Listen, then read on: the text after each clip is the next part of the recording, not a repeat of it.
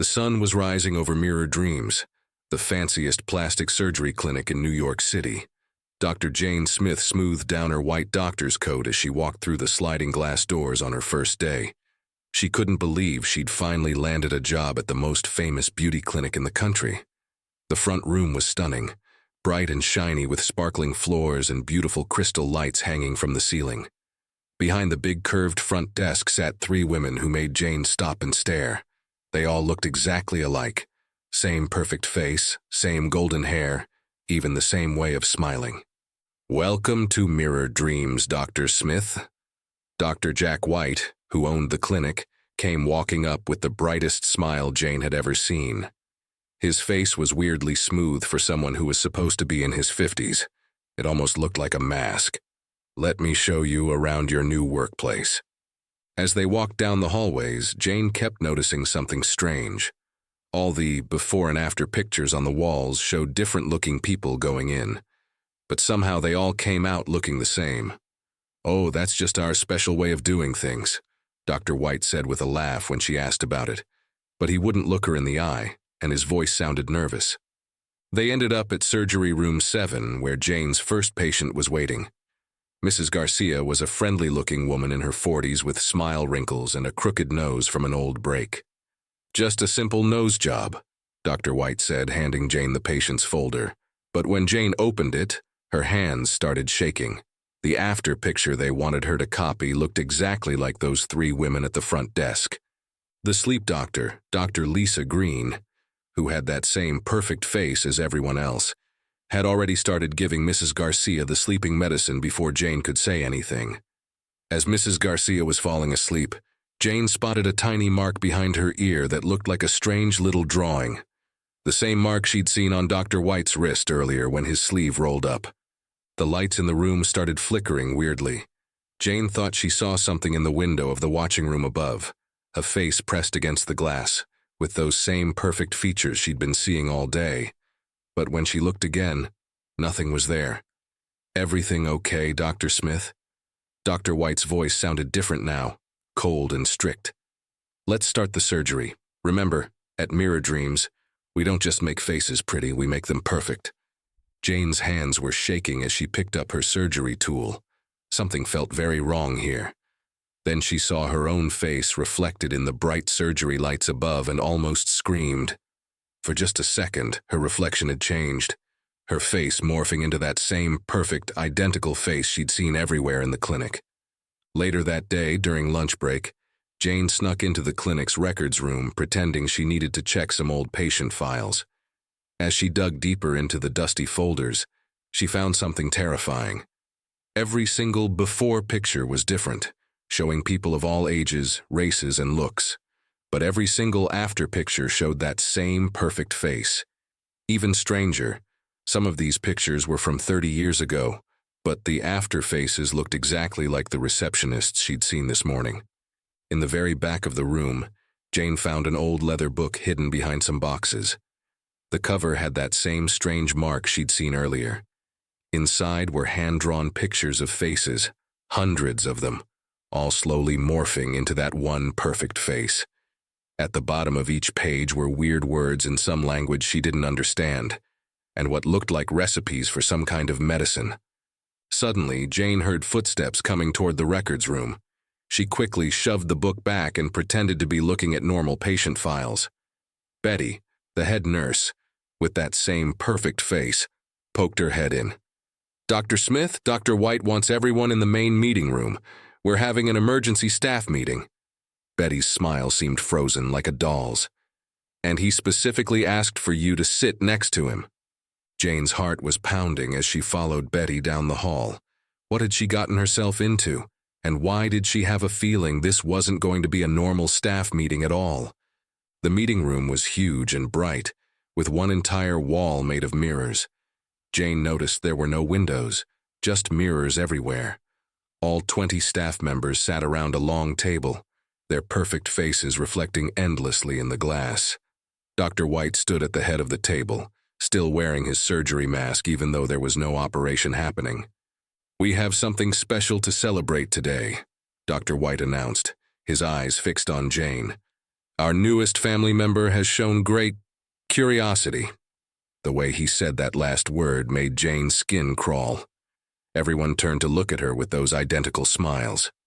Betty walked around, giving each person a small paper cup filled with blue liquid. Our daily vitamin drink, she explained to Jane. Everyone at Mirror Dreams takes it. It's what keeps us perfect. Jane noticed how Betty's hand lingered on her shoulder like a warning. Just as Jane was trying to figure out how to avoid drinking it, the lights went out. In the darkness, she heard gasps and the sound of paper cups falling. When the lights came back on 3 seconds later, Jane's cup was empty, but she hadn't drunk it. Looking around in confusion, she saw Mrs. Garcia standing in the doorway, her face still bandaged from surgery, holding a dripping mop. "I saw what you found in the records room," Mrs. Garcia whispered, her voice shaking. "I've been pretending to be asleep since the surgery. That drink, it's what changes people. I've been investigating this clinic for months. I'm actually Detective Sarah Torres." Before anyone could react, Dr. White started laughing. A deep, strange laugh that didn't sound human anymore. He slowly peeled off his surgery mask, revealing not a face, but a swirling, mirror-like surface where his features should have been. "Oh, Detective Torres," he said, his voice coming from everywhere and nowhere at once.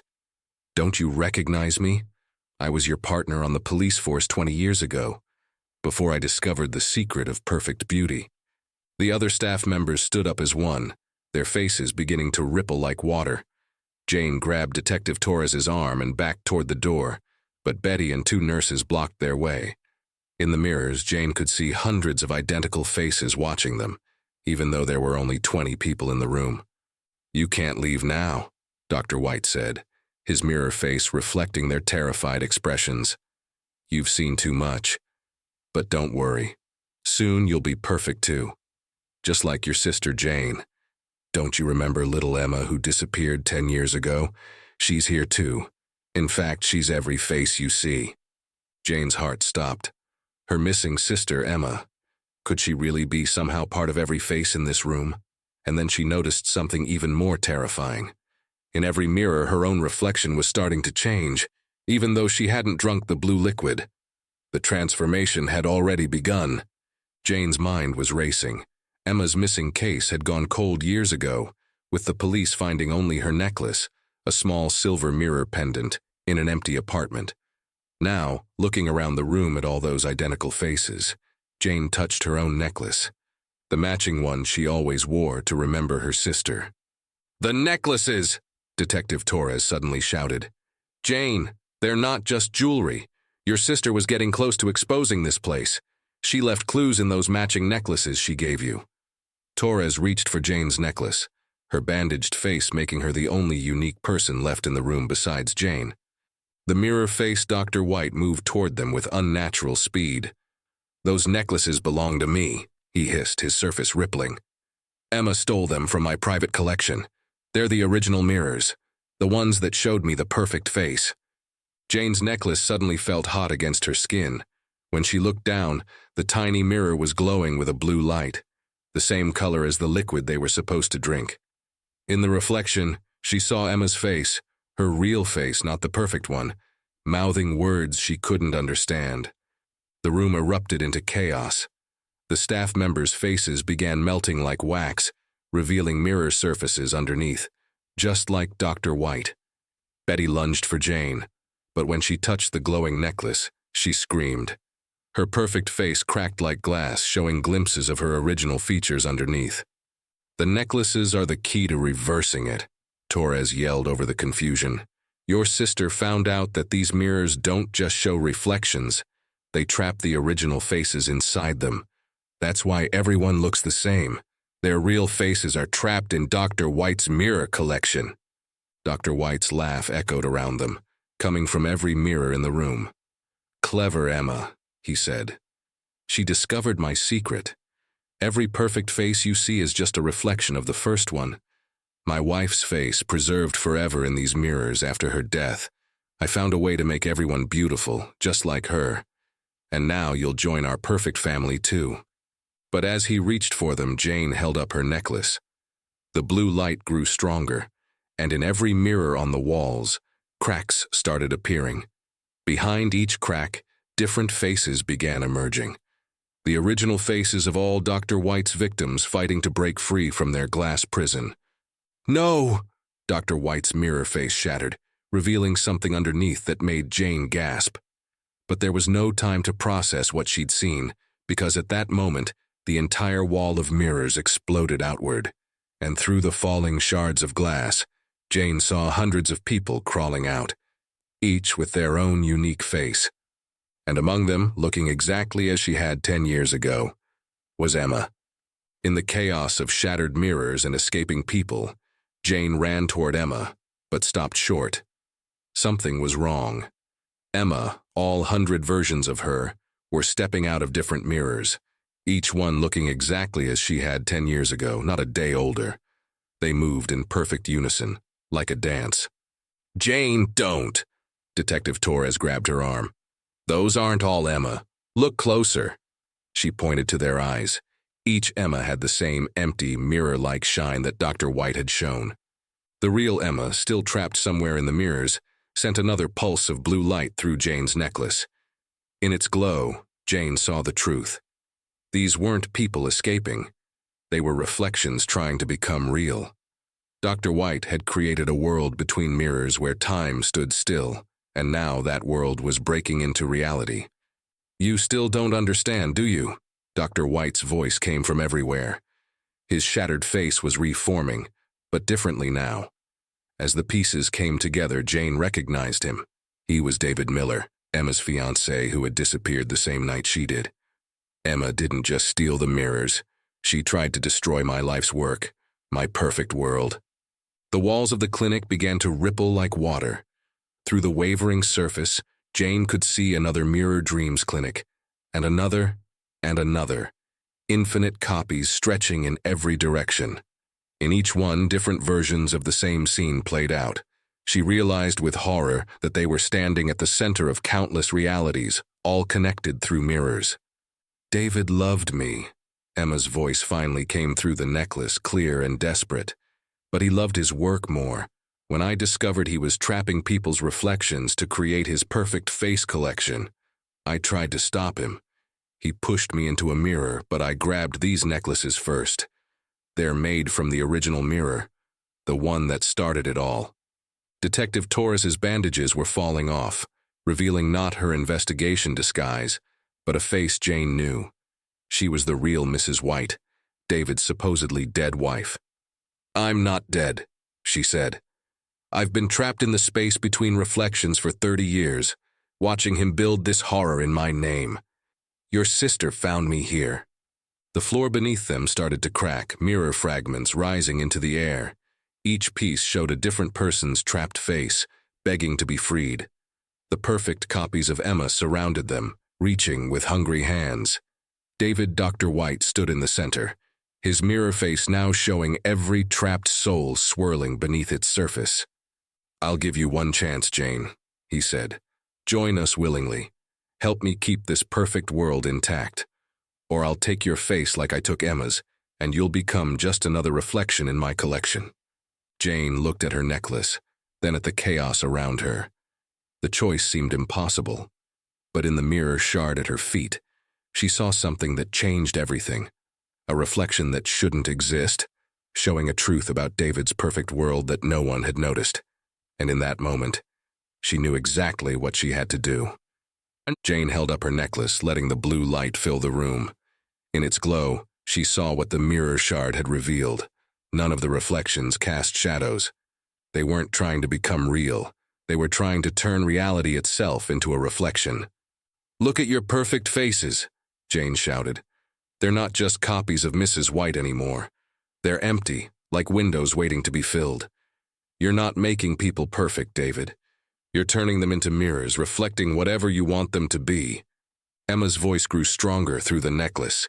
"He needs real faces to power the reflections. Every person he traps feeds the mirrors, keeps his fake world alive. But mirrors can't create, they can only copy. His perfect world is running out of originals to reflect." Suddenly, Detective Torres Mrs. White screamed. Her face began to ripple again, But this time Jane saw the truth. She wasn't the real Mrs. White at all. She was the first reflection, the one David had created 30 years ago when his wife refused to accept his vision of perfection. The real Mrs. White was still trapped in the original mirror, fighting to break free. Very clever, David laughed, but his voice shook. But it's too late. The boundary between reflections and reality is already breaking down. Soon there will be no difference between real faces and reflected ones.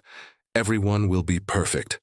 The Emma copies moved closer, their mirror eyes hungry for Jane's real face, but Jane noticed something else. Whenever they passed through her necklace's blue light, they flickered, showing glimpses of other trapped faces beneath their surface. The necklaces weren't just keys. They were windows showing the truth behind every reflection. "Emma, catch!" Jane unclasped her necklace and threw it through the air. The real Emma, still trapped in a large wall mirror, reached out with a hand made of glass. The moment the necklace touched the surface, cracks spread across every mirror in sight. David lunged forward, his mirror face shattering to reveal not one face, but hundreds. Every person he'd ever trapped, fighting to break free. "Stop! You'll destroy everything." "That's the point," Jane said, grabbing Emma's necklace with both hands. "Mirrors break, David, but real faces, real people, they heal." The blue light erupted from both necklaces, filling the space between reflections with blinding brightness. Jane heard David scream, heard the sound of breaking glass multiply into infinity. Through it all, she held on to one truth. Her own face, her real face, unchanged and imperfect and alive. Through the storm of breaking glass and screaming reflections, reality itself seemed to bend. The clinic's walls dissolved, showing the space between mirrors, an endless silver void where thousands of trapped faces swirled like leaves in a wind. Emma's hand, still glass but warming to flesh, gripped Jane's as the necklace's light grew unbearable. David's collected faces were breaking free, each person's reflection returning to their original body. But something strange was happening to David himself. As each face left his mirror surface, he became more transparent, like a window with nothing left to reflect. "You don't understand what you've done," he gasped, his voice echoing from everywhere and nowhere. "These mirrors don't just hold reflections, they hold time itself. 30 years of perfect moments, preserved forever. Without them, everyone will have to face their real selves, aging, changing, becoming imperfect." But as the trapped people emerged, Jane saw that David was wrong. They weren't returning exactly as they'd been trapped. Instead, they were coming back as themselves, aged naturally, marked by time, beautifully imperfect. Their real faces had been aging inside the mirrors all along, hidden beneath the perfect reflections. Then Jane saw something that made her heart stop. Among the freed faces was another David, younger, scared, human. "That's the real David," Emma whispered, her voice finally clear and present. "The one I fell in love with. He trapped himself in the mirrors too, trying to become perfect. The David we know is just another reflection, the first one to start trapping others." The mirror David screamed in rage, reaching for his human self. But the moment they touched, both versions began to merge. 30 years of trapped time crashed together, the reflection trying to maintain perfection, the real David accepting every moment he'd tried to escape. "Jane, the necklaces!" Emma pulled her sister back. "They're not just showing the truth anymore. They're pulling everything from the mirror world into ours. If we don't stop it, both worlds will collapse." The void between mirrors was shrinking, reality and reflection crashing together like waves. Jane could feel time itself stuttering, trying to reconcile 30 years of stolen moments. In the chaos, she saw David, both versions of him, reaching for something in the last unbroken mirror. A small silver hand mirror, ancient and worn, inscribed with symbols that seemed to move on their own. "The original," Emma gasped. "The mirror that started it all. It doesn't just show reflections, it shows all possible versions of a person. That's how he learned to trap faces." The ancient mirror pulsed with its own light, not blue like the necklaces, but a deep, swirling silver. As David reached for it, both his reflection and human self moving in perfect sync, Jane suddenly understood. This wasn't about beauty or perfection at all. The mirror showed infinite possibilities, every choice, every path, every version of a person that could exist. "He's trying to choose which reality survives," Emma shouted over the sound of worlds colliding. "If he touches that mirror now, he'll make his perfect world the only one that exists." Jane looked around desperately. The clinic was a chaos of merging realities. In one corner, she saw Betty aging and de-aging rapidly, her face flickering between perfect and real. The other staff members were caught between worlds, half reflection and half human. Time itself was unraveling. Then Jane noticed something about the necklaces. When she held them up to the ancient mirror, they didn't show reflections. They showed the truth behind every possible reality. And in each one, no matter how perfect or flawed, people were still themselves. "Emma," Jane said, an impossible idea forming. "What if the mirror doesn't choose realities? What if it reflects what we choose to see?" Before Emma could answer, the real David reached the ancient mirror. But as he touched it, Jane slammed both necklaces against its surface. The silver light exploded outward, and suddenly every person in the room was surrounded by their own reflections. Not perfect copies, but all their possible selves. "Look," Jane commanded, her voice carrying the power of both worlds. "Really look at yourselves, not just what you could be, but who you are." The mirror David screamed as his reflection began to crack, but the real David stood straighter, watching his infinite selves with growing understanding. Each reflection showed a different choice. The doctor who helped people accept themselves, the artist who found beauty in flaws, the man who learned to love imperfection. "I remember now," the real David whispered. "The mirror didn't show me perfection, it showed me my own fear of changing. So I tried to stop change itself." As he spoke these words, something extraordinary happened. The perfect faces didn't shatter, they transformed. Every person in the clinic saw their reflections merge, not into a single perfect face, but into their own face marked by all the choices that made them unique. But the mirror David wasn't finished. As his perfect world crumbled, he made one last, desperate grab for the ancient mirror. What happened next would change everything Jane thought she knew about reality, reflections, and the true meaning of perfection. The moment mirror David touched the ancient mirror, time froze. Not just in the clinic, but everywhere reflections existed. Jane watched in horror as his perfect surface began absorbing the mirror's silver light, growing stronger instead of shattering. "You fools," he laughed, his voice echoing from every reflective surface. This was never about keeping people perfect. It was about becoming the mirror itself. Once I absorb the original, I won't need to trap reflections anymore. I'll be able to change reality directly. But something unexpected happened. As mirror David pulled power from the ancient mirror, the real David stepped forward, touching his reflection's shoulder. "I forgive you," he said simply. "I forgive myself for being afraid of change." The effect was instant. Mirror David's surface cracked, but instead of breaking, it began showing every moment he'd tried to hide. Every imperfect smile, every wrinkle, every tear.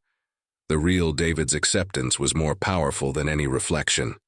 Emma grabbed Jane's hand, pressing both necklaces against the ancient mirror. "Quick, while both worlds are connected, make a choice." Jane looked into the mirror, seeing infinite versions of herself, but instead of choosing one perfect reflection, she chose them all. She chose every laugh line she'd earn, every scar that would tell a story, every change that would make her uniquely herself. The ancient mirror's light exploded outward one final time. When it faded, the clinic was normal again. No mirrors on the walls, no perfect faces, no trapped reflections. But something fundamental had changed. In every reflective surface, people now saw not just their current selves, but gentle glimpses of their past and future, all their possibilities existing together. The real David crumpled to the floor, 30 years older but finally whole. Mirror David was gone, but not destroyed. He had become what he always truly was, just a reflection, able to show truth but no longer able to trap it. Emma, now matching her true age, hugged Jane tightly. "It's over," she whispered. The mirror world is back where it belongs, in reflections, showing us who we are, not telling us who to be. So, as people stumbled out of the clinic, they discovered that every mirror in the world had been changed. Reflections no longer promised perfection. Instead, they showed something far more valuable: the beauty of being real, of changing, of living in a world where every face tells its own story. And if you look closely in any mirror, even today, some say you can still see that gentle silver light, reminding us that true perfection isn't about looking the same. It's about embracing all the reflections that make us who we are. 3 months later, Jane sat in her new office at what was now called True Image Recovery Center, the transformed Mirror Dreams Clinic. The walls, once covered in mirrors, now held real photographs of real people, their genuine smiles and natural aging celebrated rather than hidden. She was reviewing patient files when her computer screen flickered, showing a strange reflection. For a moment, she saw Dr. White's mirror face trying to reform, but it faded like fog on glass. These glimpses were becoming rarer, but they still happened around the world. The mirror realm wasn't completely gone. It had just learned its proper place. Emma, now working as the center's head counselor, walked in carrying an old box.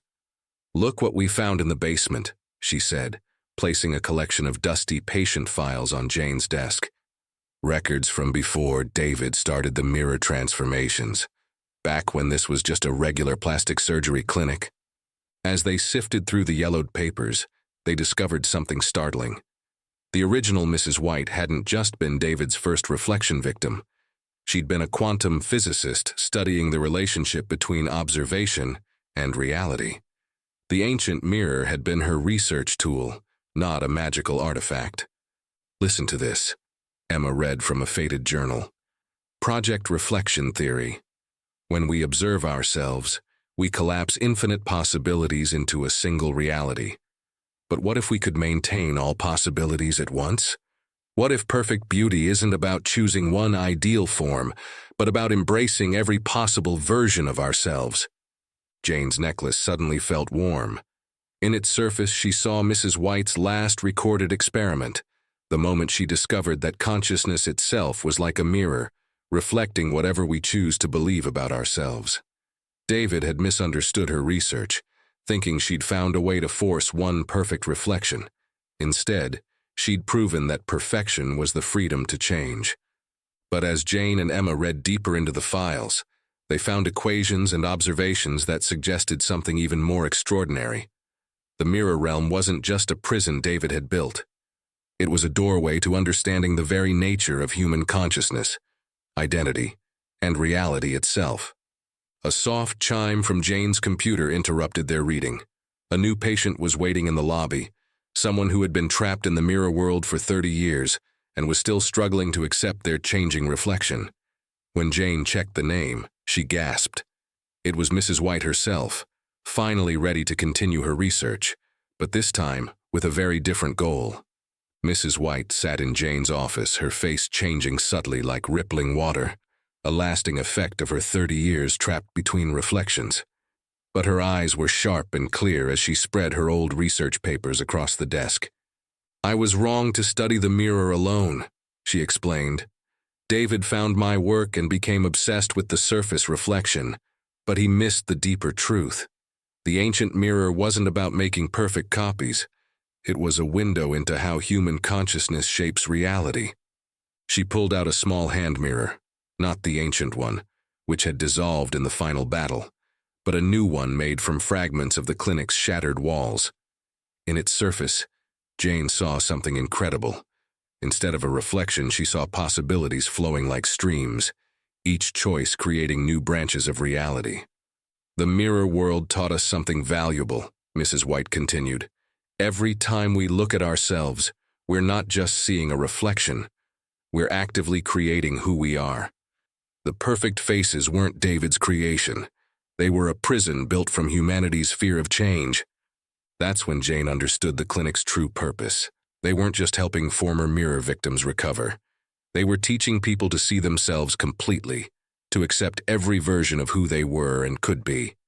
But as they talked, the computer screen behind them rippled strangely. In its dark surface, Mirror David's face appeared one last time. Instead of the perfect empty mask, he now showed every face he'd ever worn, every choice he'd ever made. "Thank you," he whispered, his voice barely a reflection of sound, "for letting me be imperfect." Then he faded, becoming what he was always meant to be, just another possibility in the infinite stream of human consciousness. Emma rushed in with exciting news. The necklaces, studied by scientists worldwide, had revealed something revolutionary. Every reflective surface, from mirrors to still water, contained tiny fragments of human consciousness, not trapped but freely flowing, connecting all people through their shared ability to change and grow. The True Image Recovery Center became more than a clinic. It became a place where people learned to see themselves truly, not as fixed reflections, but as ever-changing stories. The perfect faces were gone, but something better had taken their place. Real faces, real changes, real beauty. Years later, if you visit the clinic, you might notice something special in its windows and mirrors. Beyond your own reflection, you might catch a glimpse of silver light, showing not who you could be, but all that you are. And in that moment you might understand what Mrs. White discovered so long ago. That true perfection isn't a single, unchanging face, but the courage to keep changing, to keep growing, to keep becoming yourself.